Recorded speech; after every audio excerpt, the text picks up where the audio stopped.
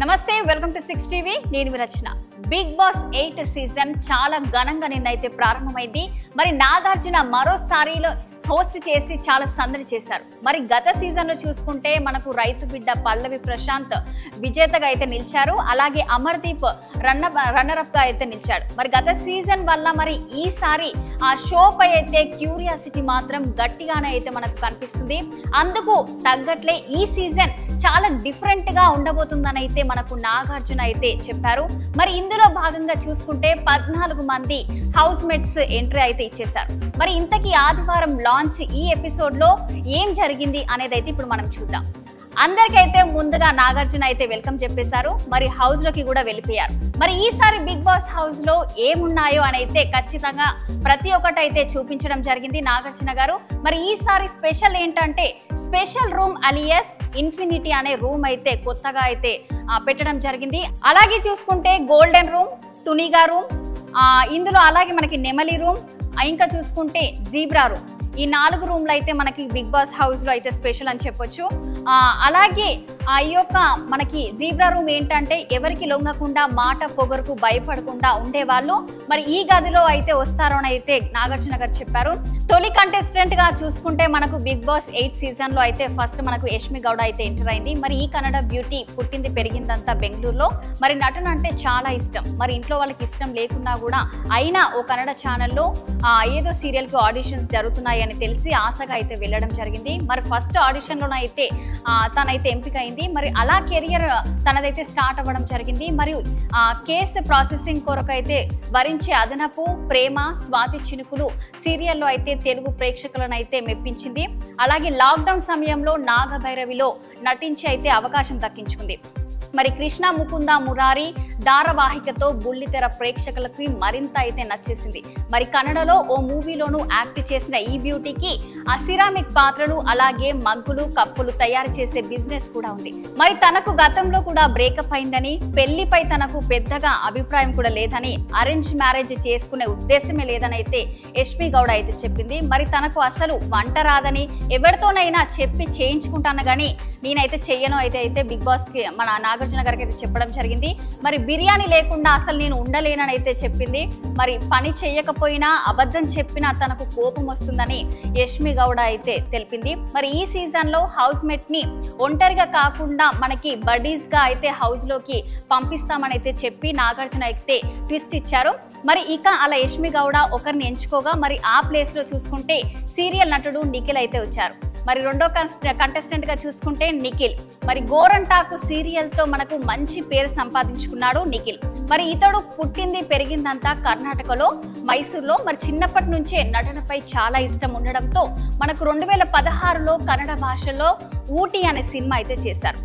మరి ఇందులో సహాయక పాత్ర పోషించడం జరిగింది నిఖిల్. అనంతరం కన్నడలో మలయే మంత్రాలయ సీరియల్లో తొలిసారిగా నిఖిల్ నటించారు. మరి తెలుగులో ఛాన్స్ రావడంతో ఇక్కడికి మొత్తానికి అయితే షిఫ్ట్ అయ్యారు. మరి ఈ మధ్య ఊర్వశివో రాక్షసివో సీరియల్లో చాలాగా అలరించారు మనకు. ఇప్పటికీ బిగ్ బాస్ లో అయితే అడుగు పెట్టడం జరిగింది. యాక్టివ్ గా ఉంటూ పంచులు వేసే ఈ నటుడు ఇప్పుడు హౌస్ లో ఎలా ఉంటాడనేది ఇప్పుడు వేచి చూడాలి. మరి నెక్స్ట్ కంటెస్టెంట్, మూడో కంటెస్టెంట్ చూసుకుంటే అభయ్ నెవిన్. మరి అభయ్ ఇంజనీరింగ్ అయితే చదివాడు. మరి కాలేజ్ అయిపోగానే బ్యాంక్ ఉద్యోగం రావడంతో అయితే లైఫ్ సెటిల్ అయిపోయింది అనుకున్నా అయినా కూడా అభయ్ చలాకీ మాటలతో అందరికి భలే నచ్చేసింది. మరి దీంతో కొలీగ్స్ సినిమాలో ట్రై చేయొచ్చు కదా అని అయితే సలహా ఇవ్వడం జరిగింది. మరోవైపు ప్రమోషన్స్ రాకపోవడంతో అభయ్ హట్ అయ్యాడు. తెల్లవారే రాజీనామా అయితే చేయడం జరిగింది. ఆ సినిమాలో ట్రై చేశాడు. మరి బొమ్మల రామారంలో నటించాడు. పెళ్లి చూపులు మూవీలో హీరో ఫ్రెండ్ పాత్రలో యాక్ట్ చేయడం జరిగింది. అలా కొన్ని మూవీస్ చేసి అతడు ఒక కథ రాసుకోవడం జరిగింది. అందరూ బాగుందని చెప్పేవారే కానీ ప్రొడ్యూస్ చేసేందుకు అయితే ఎవ్వరు ముందుకు రాలేదు. మరి సినిమా రిలీజ్ చేసే సమయానికి అభయ్ తండ్రి అయితే మరణించడం జరిగింది. 3 ఏళ్ల నిరీక్షణ తర్వాత రామణ యూత్ అయితే రిలీజ్ చేశారు. మరి డైరెక్ట్ గా ఫస్ట్ సినిమాకే మంచి మార్కులు అయితే కొట్టేయడం జరిగింది. మరి నెక్స్ట్ 4వ కంటెస్టెంట్ గా చూసుకుంటే ప్రేరణ. కృష్ణ ముకుంద మురారి సీరియల్లో ప్రేరణ కుంభం ఎక్కువ పాపులర్ అయింది. మరి అమాయకంగా కనిపించే ఈ ప్రేరణ క్యూట్, యాక్టివ్, ప్రేక్షకులకి అయితే ఎంతగానో అయితే నచ్చేసింది. మరి ఈ ధారావాహికలో కృష్ణగా ప్రేరణ, ముకుందాగా యష్మా గౌడ్ అయితే నటించారు. మరి సీరియల్లో మురారి కోసం కట్టుకున్నట్లే బిగ్ బాస్ తెలుగు 8వ సీజన్లో వీరిద్దరి టైటిల్ కోసం పోటీ పడడం ఖాయమని అయితే మనకు తెలుస్తుంది. మరి సీరియల్లో తనే గెలిచినట్టుగా ఇక్కడ కూడా గెలుపు దిశగా అడుగులు వేస్తుందేమో మరి చూడాలి వేచి. మరి తాను చిన్నప్పటి నుంచి స్పోర్ట్స్ ఆడనని, దాదాపు అన్ని గేమ్స్ లోనూ పార్టిసిపేట్ చేశానని అయితే ప్రేరణ నాగార్జున గారికి అయితే చెప్పడం జరిగింది. అలాగే హీరోయిన్ రష్మిక తనకు చాలా బెస్ట్ క్లోజ్ ఫ్రెండ్ అని అయితే చెప్పింది. అప్పట్లో రాత్రి 2 గంటల సమయంలో స్కూటీపై సూట్ కేసు పట్టుకొని మోడలింగ్ కోసం తిరిగే వాళ్ళమని అయితే చెప్పి అందరికైతే షాక్ ఇచ్చింది. మరి పెళ్ళై ఇన్నాళ్ళైనా కూడా 8 నెలలే అయింది, కాకపోతే ఇది చాలా మంచి అవకాశం అని అయితే చెప్పింది. అలాగే తన భర్త శ్రీపాద్ చెప్పిన కొన్ని ఫన్నీ సమాధానాల గురించి హోస్ట్ నాగార్జునతో నవ్వుతూ అయితే మాట్లాడింది.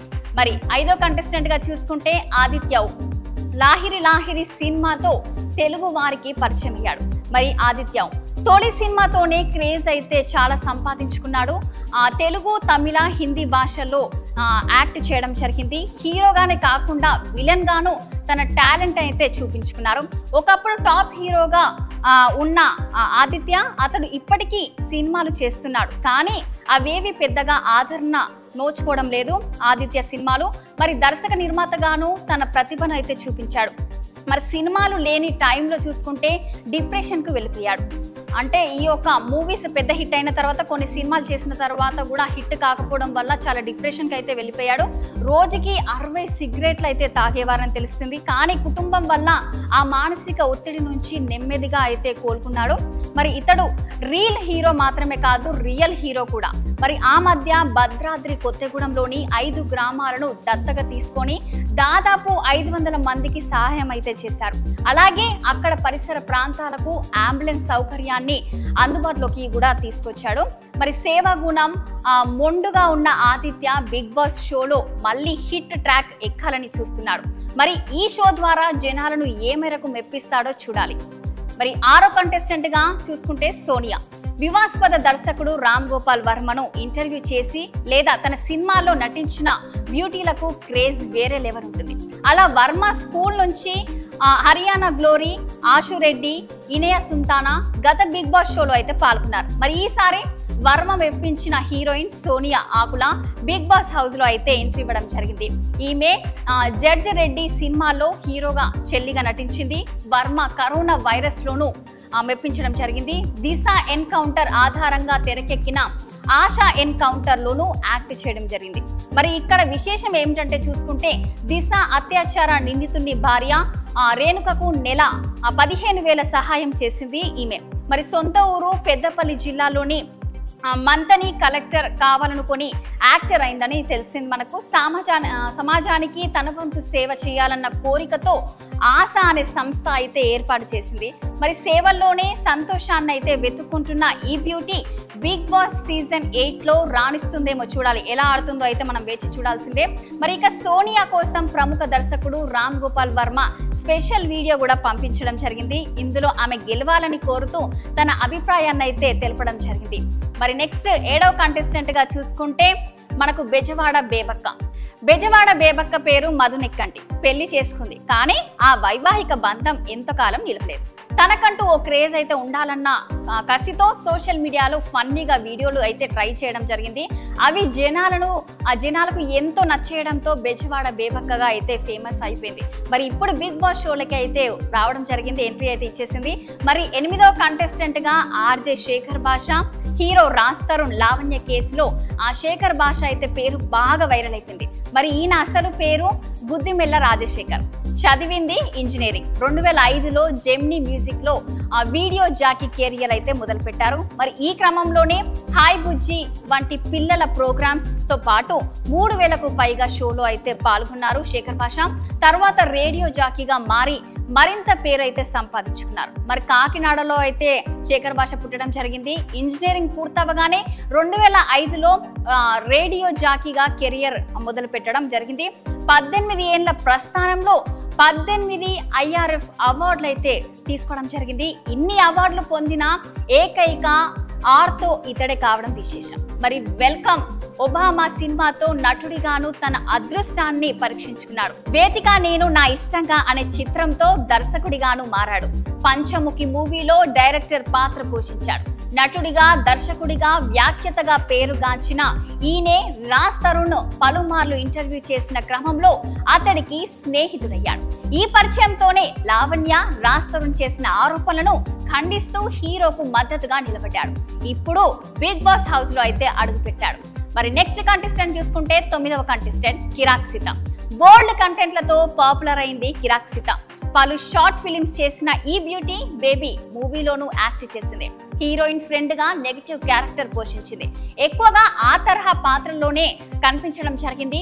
గతంలో యూట్యూబర్ సరయుతో కలిసి పనిచేయడం కూడా జరిగింది. తర్వాత ఏమైందో ఏమో కానీ అక్కడి నుంచి అయితే బయటకు వచ్చేసింది. మరి బోల్డ్ గా మాట్లాడే ఈ బ్యూటీకి మందు తాగే అలవాటు కూడా ఉంది. మరి గతంలో ఒకరిని గాఢంగా ప్రేమించి కానీ ఆ ప్రేమ పెళ్లి వరకు రాకముందే బ్రేకప్ అయిపోయింది. మరి ఏదైనా ముఖం మీదే మాట్లాడే ఈ బ్యూటీ బిగ్ బాస్ హౌస్ లో ఎలా ఉంటుందో మరి చూడాలి. నెక్స్ట్ 10వ కంటెస్టెంట్ గా చూసుకుంటే నాగమణికంఠ. నాగమణికంఠ ఏవి చూడగానే ప్రతి ఒక్కరైతే ఎమోషనల్ అవ్వడం జరిగింది. Nagamanikanta serial actor. ఇతడు పుట్టిన 2 ఏళ్లకే నాన్న చనిపోయాడు. మరి దీంతో అమ్మ 2 పెళ్లి చేసుకుంది. ఊహ తెలిసేసరికి తన ముందున్న తండ్రి కన్నవాడు కాదని తెలిసి జీర్ణించుకోలేకపోయాడు. ఇంట్లో ఉన్న కొట్లాటలు చాలదన్నట్లు తన తల్లికి క్యాన్సర్ అని తెలిసింది. కాపాడుకోవాలని ఎంతో ప్రయత్నించాడు. కానీ అమ్మను బతికించుకోలేకపోయాడు. 2019లో తల్లిని కోల్పోయాడు. ఆమెకు తలకొరివి పెట్టిన 11వ రోజే ఇంటి నుంచి బయటకు వచ్చేశాడు. దేవుడు ఒకటి లాక్కుంటే మరొకటి ఇచ్చేస్తాడన్నట్లు మంచి ఉద్యోగం దొరికింది. కానీ ఆ సంతోషాన్ని ఎవరితో పంచుకోవాలో తెలియదు. పెళ్లి చేసుకుని అమెరికా వెళ్ళిపోయాను. తన తల్లి తనకు కూతురిగా పుట్టిందని సంతోషించాను. అంతలోగే గొడవల వల్ల విడిపోవాల్సి వచ్చింది. ఇన్ని కష్టాలు చూసిన ఇతడు తర్వాత నటుడిగా బుల్లితెరపై స్థానం సంపాదించుకున్నాడు. కంటెస్టెంట్ల ఎంట్రీకి చిన్న బ్రేక్ ఇస్తూ సరిపోదా శనివారం మూవీ టీమ్ కు స్టేజ్ పైకి పిలిచాడు నాగ్. అంతేకాదు సినిమాకు పాజిటివ్ రివ్యూ ఇచ్చిన వారి వీడియోలను చిన్న ప్రోమోగా చూపించి నానికి సర్ప్రైజ్ ఇచ్చాడు. 11వ కంటెస్టెంట్ గా పృథ్వీరాజ్. ఇతడు సీరియల్ నటుడు. నాగపంచమి సీరియల్లో బుల్లితెర హీరోగా పేరు సంపాదించుకున్నాడు. ఇక ఈ రియాలిటీ షో గురించి మాట్లాడుతూ ఎక్స్పీరియన్స్ కోసం బిగ్ బాస్ వస్తున్నట్టున్నారు. అలాగే డబ్బు, పేరు కూడా ముఖ్యమేనని చెప్తున్నాడు. మరి ప్రస్తుతం తాను సింగిల్ అని కూడా చెప్పడం జరిగింది. మరి బిగ్ బాస్ షోలో ఈ హీరో ఎలా అదరగొడతాడో మనము చూడాల్సిందే. ఇంకా 12వ కంటెస్టెంట్ గా చూసుకుంటే విష్ణుప్రియ. తెలుగు బుల్లితెర యాంకరింగ్. విష్ణుప్రియ పేరు అందరికీ తెలిసిందే. పోవే పోర కార్యక్రమంతో యాంకర్ గా అలరించిన ఈ బ్యూటీ కామెడీ స్కిట్లలో పాల్గొంటూ ఉంటుంది. సోషల్ మీడియాలో యాక్టివ్ గా ఉండే ఈ బ్యూటీ మానస్ తో కలిసి చేసిన జారీ జారీ చీరకట్టి సాంగ్ అప్పట్లో ఓ ఊప అందుకుంది. మరి జేడి చక్రవర్తి తన ఫస్ట్ క్రష్ అని తనతో పెళ్లికి రెడీ అంటూ అప్పట్లో నానా హంగామా చేసింది. కోట్లు ఇచ్చిన బిగ్ బాస్ ముఖ్యమే అన్నట్టుగా ఈ బ్యూటీ ఏకంగా హౌస్ లోనే ఎంట్రీ ఇచ్చేసింది. మరి అందచందాలతో అల్లాడించే ఈ యాంకర్ ఆట ఎలా ఉంటుందో మనం చూడాల్సిందే. ఇంకా నెక్స్ట్ 13వ కంటెస్టెంట్ గా చూసుకుంటే నైనిక. డాన్స్ ఇండియా డాన్స్ 6వ సీజన్, D13, 14వ సీజన్లకు రియాలిటీ షోలతో ఫేమస్ అయిపోయింది. మరి నైనిక కవర్ సాంగ్స్, మ్యూజిక్ వీడియోలతోనూ సోషల్ మీడియాను అయితే షేక్ చేయడం జరిగింది. అలాగే Dలో తన కో కంటెస్టెంట్ సాయితో రొమాంటిక్ స్టెప్పులు వేసి మరింత పాపులర్ అయితే. అలాగే అతడితో లవ్ బ్రేకప్ తోనూ వార్తల్లో అయితే నిలిచింది. ఈ తెలుగు అమ్మాయి డాన్సర్నే కాదు, మంచి నటి కూడా. గ్లామర్ లో హీరోయిన్లకు ఏ మాత్రం తీసుకొని ఈ బ్యూటీ బిగ్ బాస్ హౌస్ లోని ఆ లేడీ కంటెస్టెంట్ గా గట్టి పోటీ ఇస్తుందేమో మరి చూడాలి. మరి వెళ్ళిన 3 రోజుల్లోనే ముగ్గురితో ఆ బెస్ట్ కాంప్లిమెంట్స్ అందుకోవాలని అయితే నైనికకు నాగార్జున గారు చెప్పడం జరిగింది. ఛాలెంజ్ అయితే ఇవ్వడం జరిగింది. ఇంకా లాస్ట్ కంటెస్టెంట్ చూసుకుంటే 14వ కంటెస్టెంట్ గా Nabeel Afridi. Social media influencer. పుట్టి పెరిగిందంతా వరంగల్లోనే. చిన్నప్పటి నుంచి యాక్టింగ్ అంటే పిచ్చి. ఆడిషన్స్ కు తీసుకెళ్ళు అని తండ్రిని విసిగించేవారు. ఇతడి పోరు పడలేక సరే నీకు నచ్చింది చేసుకో అన్నాడు. తండ్రి అనుమతి దొరకడంతో ర్యాప్ సాంగ్స్, షార్ట్ ఫిలిమ్స్ చేశాడు. కానీ అనుకున్నంత గుర్తింపు రాలేదు. ఏం చేయాలో తోచలేదు. మనపై మనమే కుళ్ళు జోకులు చేసుకుంటే ఎలా ఉంటుందన్న ఆలోచన తన జీవితాన్ని మార్చేసింది. Warangal diaries YouTube channel star అయిపోయాడు. లక్షలు సంపాదించడం మొదలుపెట్టాడు. ఇప్పుడు బిగ్ బాస్ ఛాన్స్ రావడంతో సంతోషంగా ఓకే చెప్పాడు. అలా బిగ్ బాస్ 8 లో 14వ కంటెస్టెంట్ గా అడుగుపెట్టాడు. మరి చూసుకుంటే ఇంత బడ్డీస్ అయితే 14 మంది బడ్డీస్ అయితే మనకి బడ్డీస్ గా అయితే వెళ్ళడం జరిగింది హౌస్ లో బిగ్ బాస్ 8 సీజన్ కి అయితే. అంటే ప్రతిసారి కంటెస్టెంట్స్ చూసుకుంటే సింగిల్ గా వెళ్ళేవారు. మరి ఈసారి స్పెషల్ గా ఏంటంటే లిమిట్లెస్ కాబట్టి ఈసారి మనకి బడ్డీస్ గా అయితే నాగార్జున గారు పంపించడం జరిగింది. అలాగే 2 బడ్డీస్ పోయిన తర్వాత మనకు రానా గారు వచ్చి ఒక టాస్క్ పెట్టడం జరిగింది. ఆ టాస్క్ లో కూడా గెలవడం జరిగింది. నెక్స్ట్ బడ్డీస్ లో కూడా మనకి టాస్క్ పెట్టడం జరిగింది. అప్పుడు నాని గారు కూడా రావడం జరిగింది. నాని గారు టాస్క్ పెట్టడం ద్వారా మనకి శేఖర్ భాష ఇంకా బేబక్క అయితే గెలవడం జరిగింది. లాస్ట్ మరి ఈసారి చూసుకుంటే లాస్ట్ కంటెస్టెంట్ చూసుకుంటే అనిల్ రావుపూడి గారి వచ్చి టాస్క్ పెట్టడం జరిగింది. ఆ టాస్క్ లో చూసుకుంటే నబిల్ ఆఫ్రిది ఇంకా నైనిక గెలవడం జరిగింది. మరి ఈసారి బిగ్ బాస్ సీజన్ 8 లో చూసుకుంటే బ్యాడ్ న్యూస్ లో హోస్ట్ నాగార్జున అయితే తొలి బ్యాడ్ న్యూస్ అయితే చెప్పాడు. ఏంటంటే ఈ సీజన్ లో అసలు కెప్టెన్ అనేవాడే ఉండడని అయితే చెప్పడం, అది అయితే అందరికి షాక్ ఇవ్వడం జరిగింది. అలాగే నో రేషన్ అని చెప్పి ఇంకా షాక్ ఇవ్వడం జరిగింది. ఒకవేళ లిమిట్లెస్ రేషన్ గెలుచుకోవాలనుకుంటే పోటీలో గెలిచి వాటిని సంపాదించుకోవాలని అయితే ఉంటుందని నాగార్జున అయితే ప్రతి ఒక్కరు హౌస్ మేట్స్ కి అయితే చెప్పడం జరిగింది. మరి ఇక చివరిలో చూసుకుంటే గెస్ట్ అపియరెన్స్ గా ఇచ్చిన డైరెక్టర్ అనిల్ రావుపూడి చివరి 2 జంటలతో గేమ్ బాగా ఆడించి అయితే వెళ్ళిపోయారు. మరి యాక్షన్ రూమ్ అయిన పికాక్ గదిలోకి బిగ్ బాస్ అందరిని అయితే రమ్మని చెప్పారు. మరి ప్రైజ్ మనీ అనేది ప్రస్తుతం 0 అని చెప్పారు. మరి ఎంత ఆడితే అంత సంపాదించుకోవచ్చు అని చెప్పి చేదు వార్త అయితే చెప్పడం జరిగింది. అలా లాంచ్ అయిన ఎపిసోడ్ చాలా విజయవంతంగా అయితే ముగిసింది. సో చూసారు కదా day 1 highlights Bigg Boss season 8 అయితే. మరి నెక్స్ట్ హైలైట్స్ లో మళ్ళీ కలుద్దాం. చూస్తూనే ఉండండి 6 టీవీ, సామాన్యుడి ఆరు ప్రాణం.